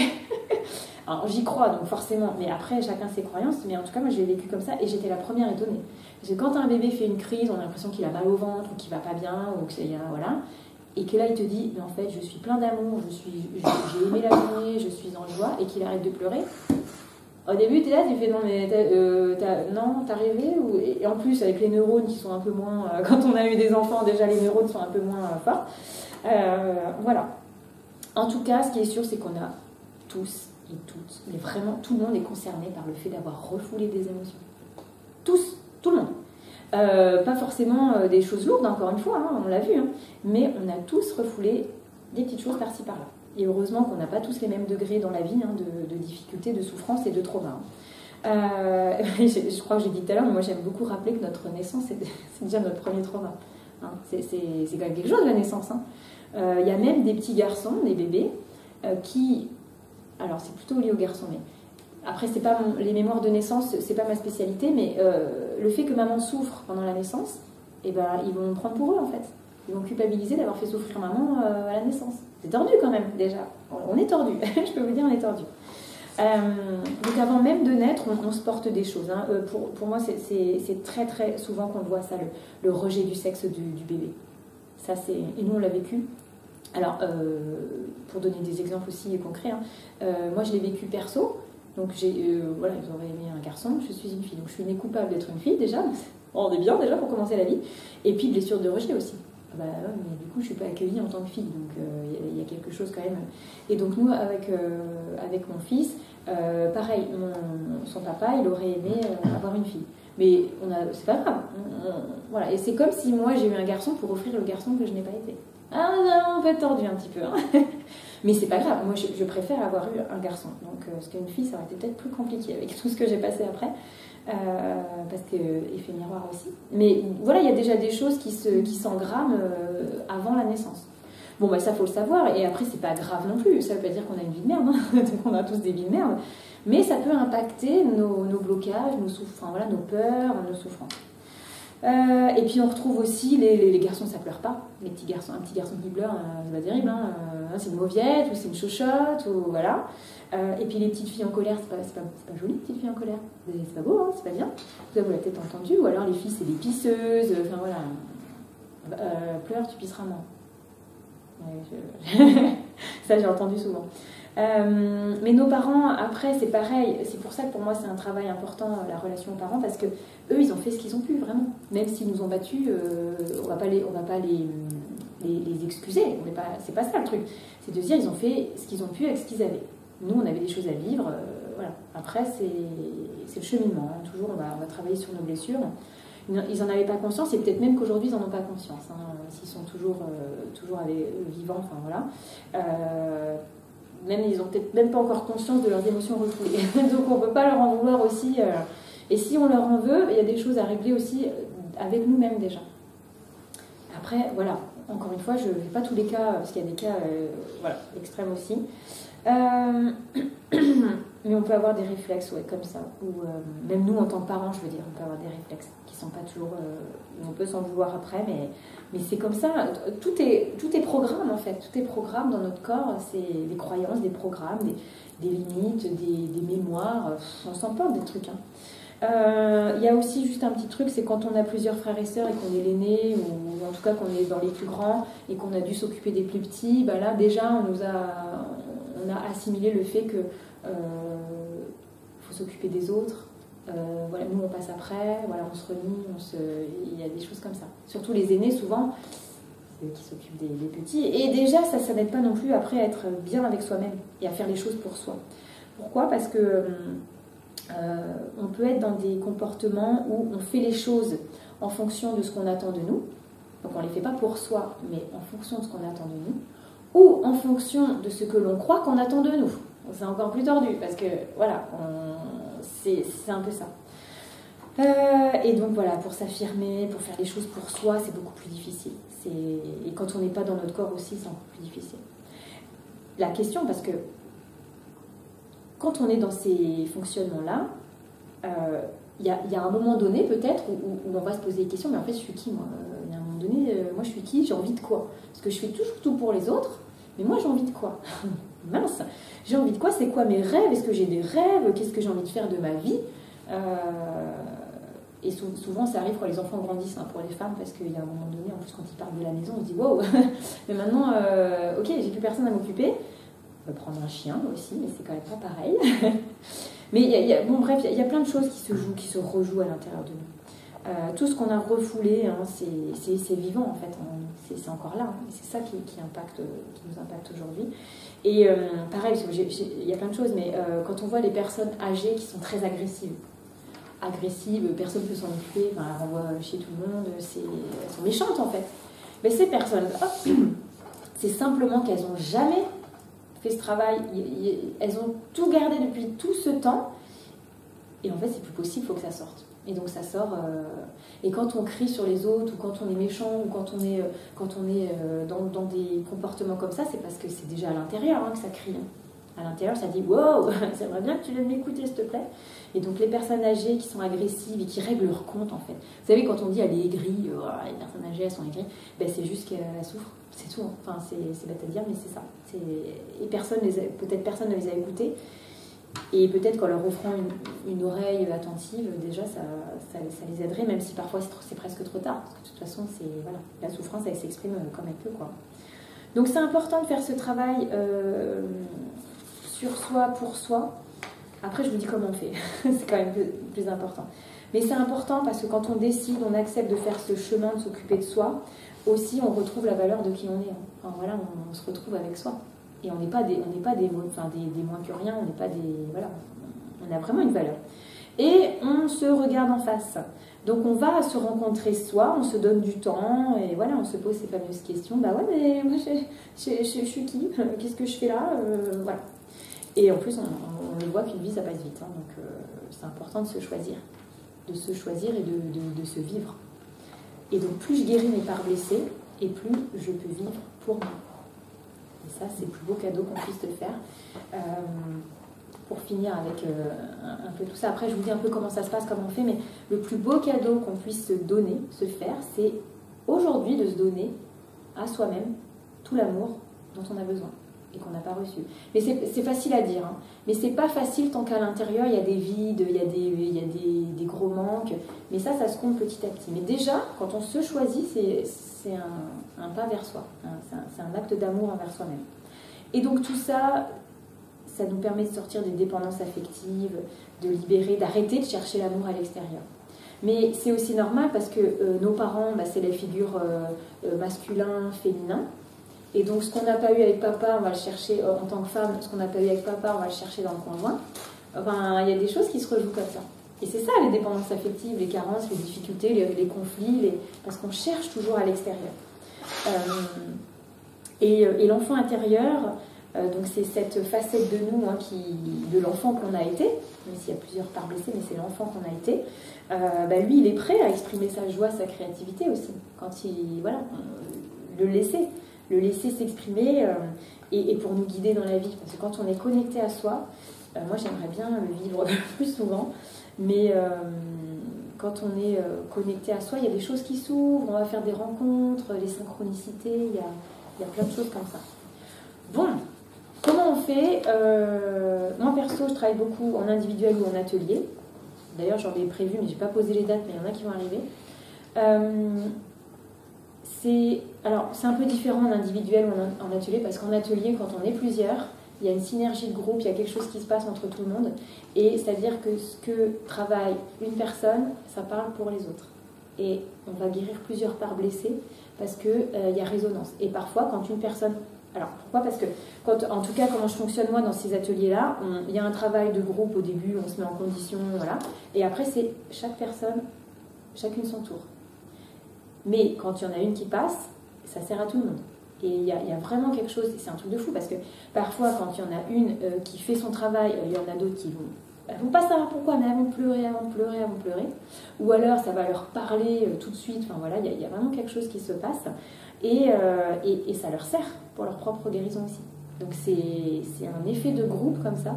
C'est assez merveilleux parce qu'il n'y a pas de hasard. Dans un groupe, ça c'est rare quand il y a du hasard de toute façon. Et dans un groupe de travail comme ça, on vient, même si on ne sait pas pourquoi on vient, on le sait toujours après. C'est-à-dire qu'on dit, ah bah oui, ok, je comprends mieux.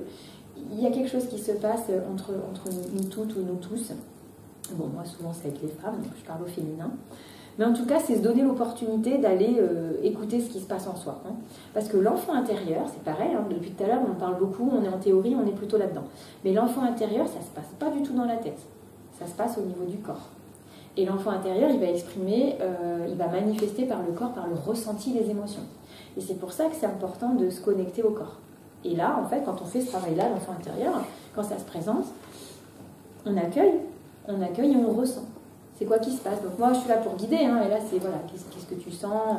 Et on peut aller dans est-ce que c'est chaud, est-ce que c'est froid, est-ce que ça pique, est-ce que ça gratte? C'est vraiment, on va chercher le ressenti, quoi. Et donc, ça ne se fait pas du tout au niveau de la tête, hein, le travail de guérison.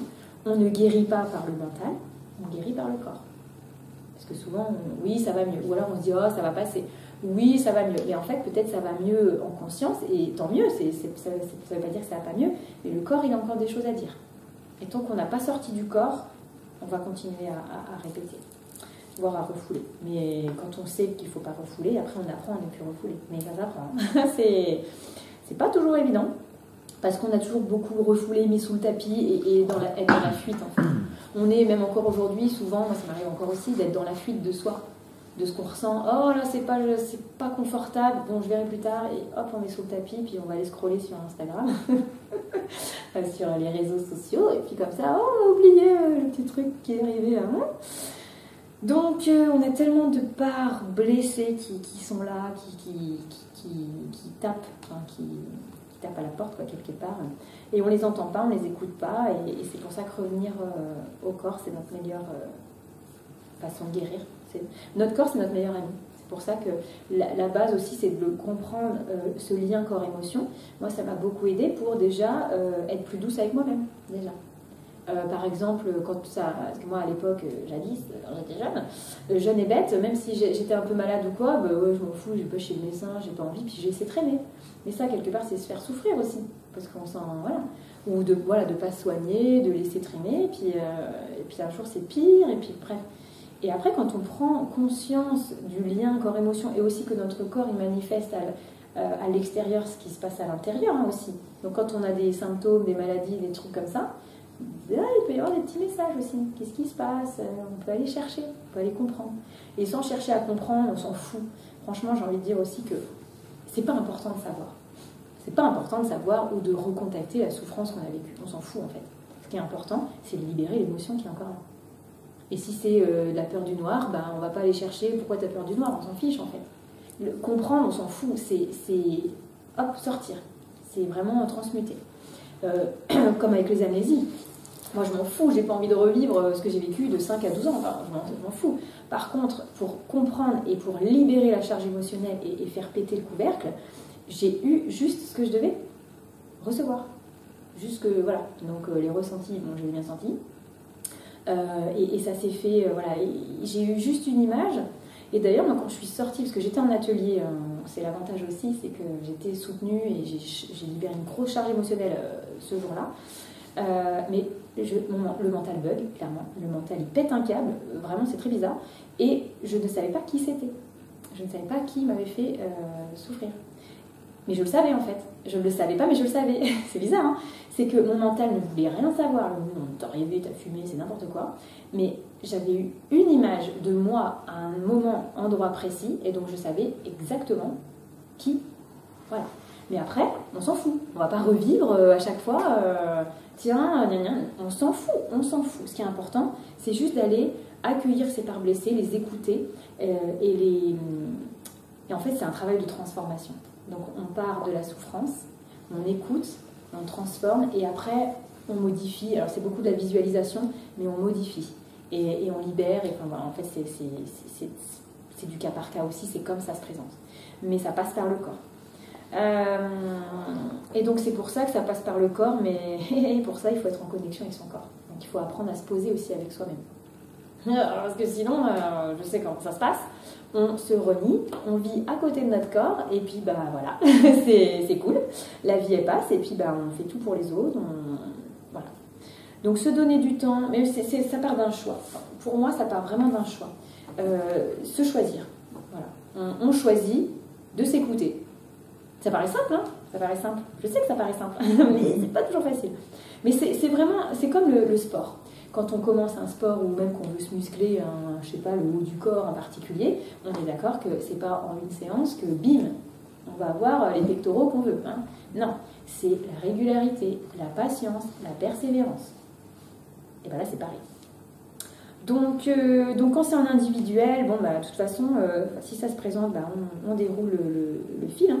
Et aussi, ce que je voudrais préciser, c'est que c'est pas évident au début de se reconnecter à son enfant intérieur. Parce que parfois, il est dans le noir, parfois il n'existe pas. En fait, quand il y a ce sentiment du je n'existe pas, et ben il n'y a rien. Moi, je me souviens, alors au début, j'avais fait cet exercice, mais je ne savais pas ce que c'était encore. Je n'avais pas encore de notion lien corps-émotion, mais en thérapie comportementale, j'avais travaillé dessus. Et en fait, ce qui se passait, c'est que je n'avais pas de tête. En fait, j'étais dans le noir. Je savais que j'étais là, mais je ne voyais pas. Et donc ça induit beaucoup de choses. Je n'existe pas. Voilà, l'enfant intérieur, au début, il peut se cacher. Parce que c'est souffrant, en fait, il a tellement morflé qu'il ne veut pas trop se montrer. Et aussi, nous, parfois, c'est difficile de l'accueillir. Donc, il y a des séances où, au début, il ne se passe pas grand-chose. Alors après, moi, je ne fais pas des séances spéciales enfant intérieur quand c'est en individuel, ça se présente si ça doit. Mais quand on est en groupe, là, c'est dédié. Donc, des fois, c'est difficile. Parfois, l'enfant intérieur, il est caché derrière un gros rideau noir. Donc, il y a juste à ouvrir le rideau. Et hop, on va commencer à... Parfois, il fait la gueule. Ah ouais, parfois, l'enfant intérieur, il fait la gueule. Ah là là, il n'est pas content. Il n'est pas content. Et voilà, il faut y aller tranquillement.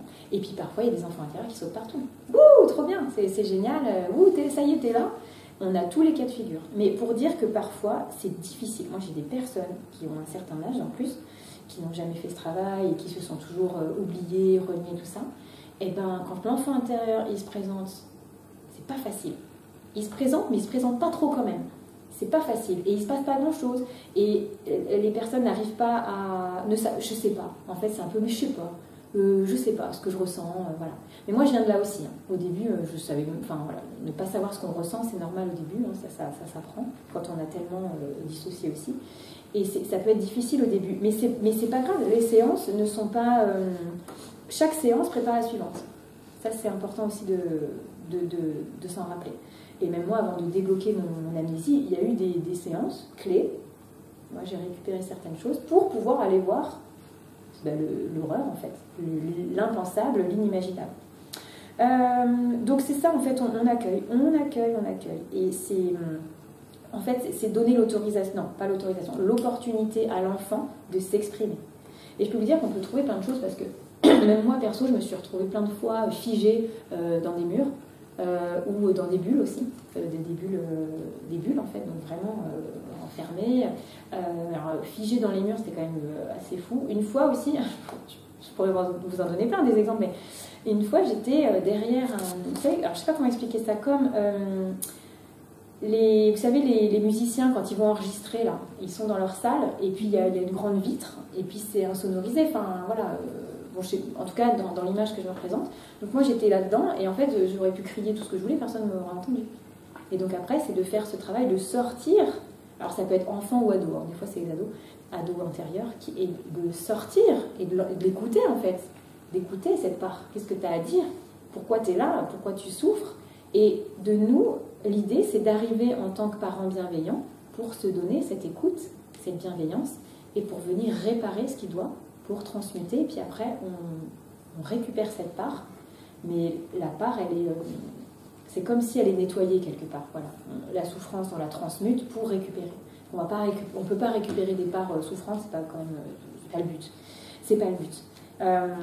Mais voilà, c'est l'autorisation aussi de s'exprimer, hein, parce que parfois c'est pas facile. Hein. D'ailleurs, en fait j'ai plein d'exemples parce que j'en ai fait tellement des séances, mais il y a eu une fois, c'était la personne, elle avait pas de bouche.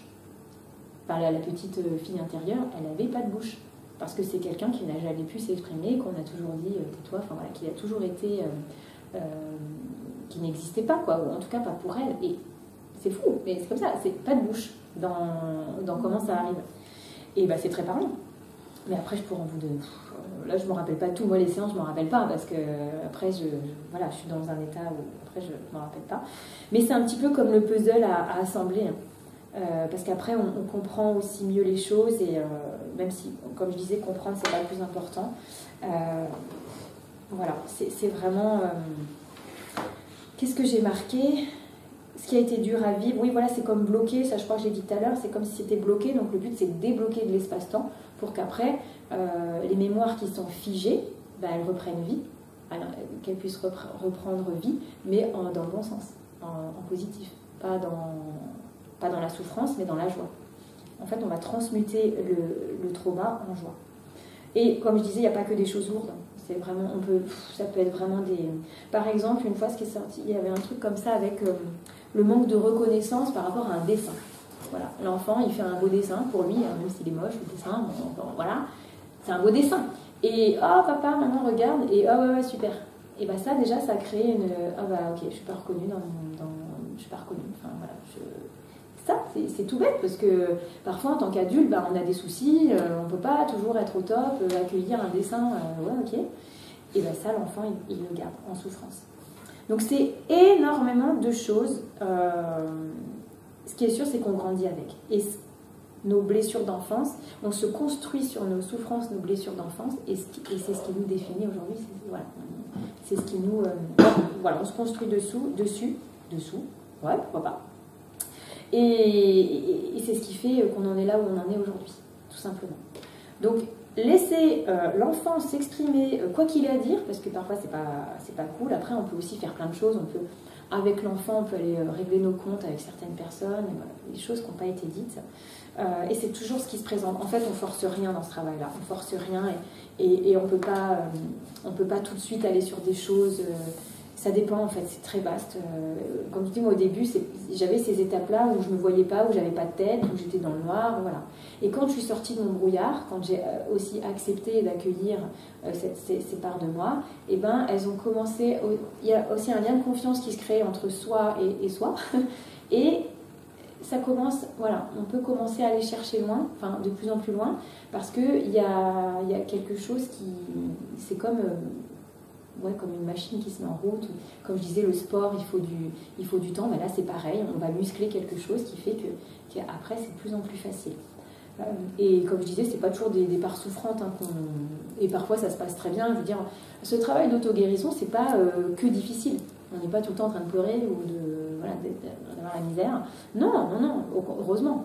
Et puis, plus on fait ce travail-là, moins on a de charge émotionnelle. Et moins on a de charge émotionnelle, plus c'est facile. Mais des charges émotionnelles, on en a pas mal. Donc voilà, y aller par étapes, et encore une fois, ce travail-là, on est seul à pouvoir le faire.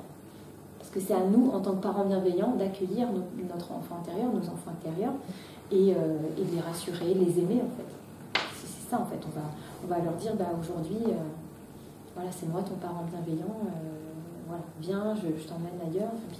C'est très... C'est un beau travail. Je trouve que c'est des séances qui sont toujours assez... alors, qui ne sont pas toujours foufou, hein, on n'est pas que dans des choses extraordinaires, mais c'est des petites choses qui... après, on se sent tellement plus légère, plus détendu. Enfin, il y a toujours quelque chose qui se modifie dans le corps. Et puis, comme j'ai dit au départ, on en a beaucoup. Ça ne veut pas dire qu'après, tout est réglé et que ça va beaucoup mieux, mais c'est un cercle vertueux. C'est un cercle vertueux. On apprend à se connaître, on se redécouvre, on sort du mode automatique survie. Alors, progressivement, bien entendu, mais on lâche les programmes qui nous entravent, qui nous font souffrir, qui nous font aussi nous mettre dans des situations, des fois, pourries, Des fois, on ne comprend pas. Je ne sais pas si je prends l'exemple des couples. Souvent, on va reproduire un peu les mêmes choses. Des fois différemment, mais on va toujours se trouver le même type d'homme ou de femme, ça marche dans les deux cas, hein, ou même les couples homo, enfin voilà. Et on va reproduire toujours un peu les mêmes choses, jusqu'à ce qu'à un moment donné, on nous fasse comprendre que, vous savez, peut-être ça vous est déjà arrivé dans la vie, où on reproduit quelque chose, et puis à un moment donné, c'est la fois de trop, C'est comme si la vie, elle nous dit, bon, là, si t'as toujours pas compris, je sais plus quoi faire. Et on est mis face à quelque chose d'assez dur, pour nous faire comprendre que là, c'est stop. Là, il y a un moment donné, c'est à nous de dire stop. Mais le premier réflexe, parce que c'est facile à dire tout ça, c'est tellement difficile de s'accepter tel qu'on est. Enfin, je ne sais pas pour vous, hein, mais pour moi, c'est un défi quand même, l'amour de soi, l'acceptation de soi. On attend toujours des autres qui nous aiment ou qui nous trouvent jolis aussi, par exemple. On a du mal à se trouver jolie, il faut que ce soit quelqu'un qui nous le dise. Ou on a du mal à avoir confiance dans ce qu'on fait, il faut qu'on nous dise que ce qu'on a fait, c'est bien. Voilà, mais que ce soit créatif ou projet ou dans tout. On a besoin toujours de la validation des autres. Alors que ça, en fait, après, plus on se la donne à soi-même, après les autres s'en foutent, en fait. Et on va rencontrer des gens différents. Quand on attire les personnes un peu toxiques, c'est pas qu'on n'a pas de chance. C'est qu'il y a quelque chose en nous, c'est comme si la porte est ouverte. La porte, elle est ouverte. Donc, pourquoi ? Parce que, voilà, on ne sait pas s'affirmer, on ne sait pas dire non, on accepte tout des autres, et c'est pas grave, hein, il n'y a rien de grave. Je vous précise, il n'y a rien de grave. Voilà, donc déjà, première étape, se choisir. Et d'ailleurs, dans les débuts d'accompagnement, souvent, c'est très basique. On va commencer par dire moi, prénom, je sais même plus. Je choisis de m'aimer moi-même. Ah, ça fait bizarre à dire, au début. Je choisis de m'aimer, ouais. Ou alors, quand on s'envoie de l'amour comme ça, parfois, on le fait les dents serrées au début. Parce que c'est dur. De s'aimer soi-même. Mais c'est normal. Et plus je guéris, plus je dégage autre chose. Donc, je rencontre des gens différents, j'attire autre chose, je vis autre chose aussi. Et ça permet, quand on fait ce travail-là, ça permet de montrer l'exemple aussi.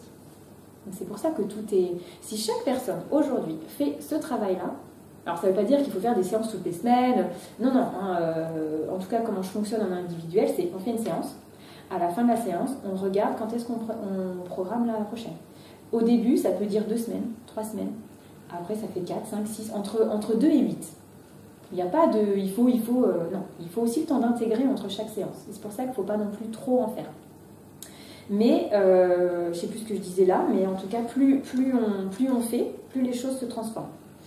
Et oui, on montre l'exemple, et donc si dans ce monde, chaque personne, mais on n'a pas tous et toutes le même niveau de conscience, et c'est normal, hein. Moi, il y a encore 15 ans, 10-15 ans, j'étais tellement fermée que je ne pouvais pas faire ce travail-là, parce que j'étais tellement mal avec moi-même que je croyais que c'était la normalité, en fait. Moi, je croyais avant qu'il y avait les gens zen et les gens stressés, déjà, d'une part.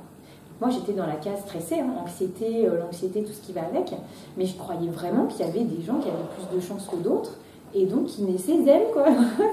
Et en fait, après, on se rend compte que, bah non, c'est plus complexe que ça, et qu'il n'y a pas des gens qui ont plus de chance que d'autres, c'est surtout des gens qui se donnent la chance d'aller bien aussi, voilà, qui se donnent plus d'intérêt pour soi.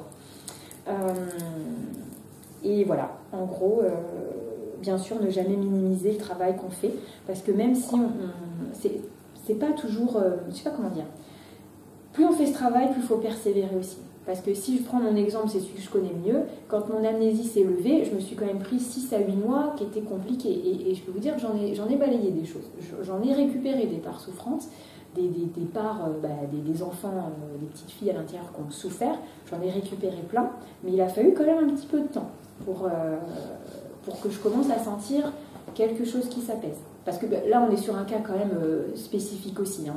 L'amnésie, c'est, comme je disais, le couvercle, il y a tout qui remonte, voilà. Donc, petit à petit. Et parfois, on se sent... En fait, ça nous chamboule de l'intérieur, donc on se sent un peu perdu. Mais c'est normal, c'est normal. Ça amène du bon derrière, ça amène du plus léger, ça amène du plus joyeux, du plus lumineux. Et c'est ça, il faut toujours garder confiance, persévérance, c'est les mots que je dis toujours. Patience, persévérance, courage, détermination, mais c'est possible. C'est possible. Tout acte de guérison résonne quelque part. Que ce soit même à 20 000 km ou à 5 mètres de soi, c'est toujours.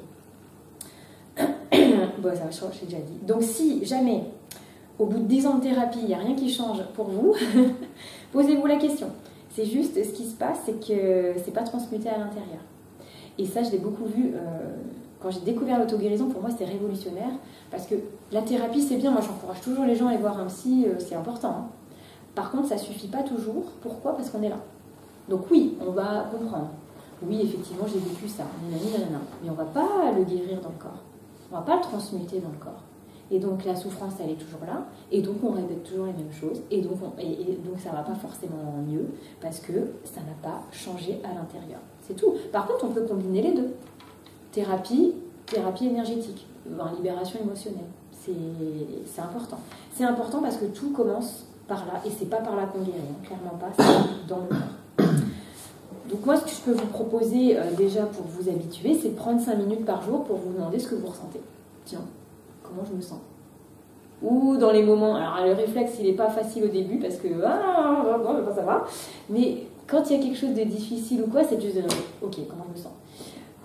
Bon, là, je sens que c'est lourd. Juste de sentir, après, c'est pas de... Et d'accueillir.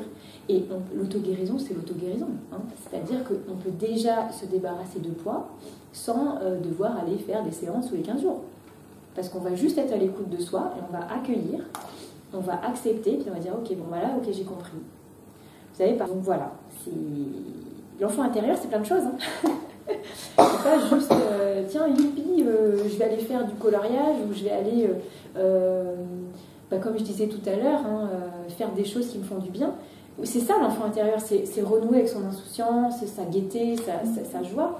Mais là où toujours je veux préciser, c'est que pour certaines personnes, c'est facile à dire, mais c'est pas facile en fait de le faire. Parce que quand on est aigri, il n'y a pas de place à la joie. Hein. Quand on est dans notre souffrance, la joie, elle est cachée, mais bien enfouie. On ne sait même pas où d'ailleurs où elle est. Hein. Elle s'est barrée. Hein. La lumière, elle est éteinte, mais ça se rallume. Voilà, c'est la petite flamme de joie, de vie. D'ailleurs, peut-être ça vous est déjà arrivé, mais souvent, la flamme de vie est plus forte que nos blessures. Et c'est ça qui fait qu'il y a un moment donné, il y a quelque chose qui se passe. Et soit on rencontre quelqu'un qui va nous aider, soit on va trouver un livre qui va nous hop, nous propulser vers autre chose. Parce que la flamme de vie, elle est pour des personnes, non, malheureusement, ça ne suffira pas. Mais pour d'autres, malgré les souffrances et les trucs qu'on a pu se porter, il y a quelque chose qui fait qu'on se raccroche à la vie. Et c'est ça, moi, qui me passionne aussi, c'est d'aller sortir, c'est putain de poids, voilà, pour laisser s'exprimer de plus en plus cette flamme qu'on a à l'intérieur. Parce qu'on l'a tous, hein, tous et toutes, sinon on ne serait pas... Quoi, bon, il y a des personnes, c'est plus difficile, mais voilà. Donc, c'est tout ce que je peux dire. Je sais absolument pas quelle heure il est. Ça se trouve, ça fait 3 heures que je parle. Est-ce que vous avez des questions ou des...